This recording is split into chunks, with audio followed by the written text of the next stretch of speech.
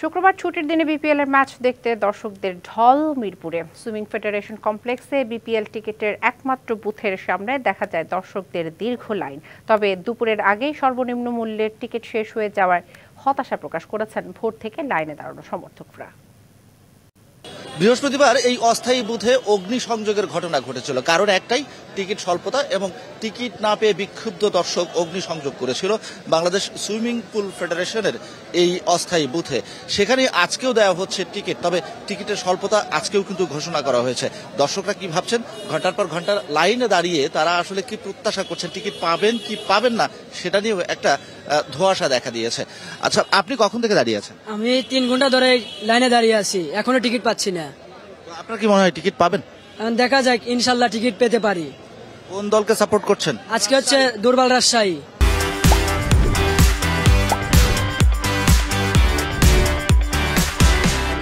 আপনি কখন এসেছেন টিকিটের? আমি এসেছি সকাল 8টায়। দিনাজপুর, ঢাকা।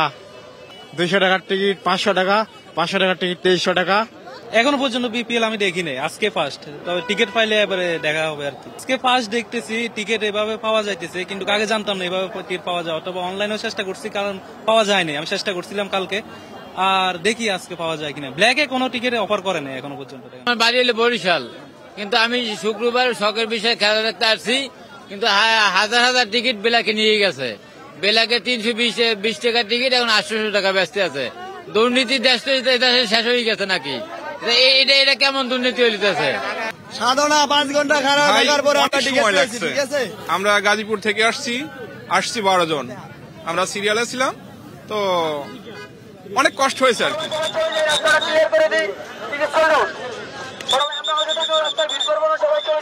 গ্যালারিতে দর্শক নেই, কিন্তু আমরা এখনো 7-8 লোক আছে, আমরা টিকিট পাচ্ছি না। এই জিনিসটা যদি বিসিবি সঠিকভাবে নিতে পারে, তাহলে আমার মনে হয় গ্যালারিতে পর্যাপ্ত দর্শক হবে, খেলোয়াড়রা খেলে মানে অনেকটা ভালো হবে।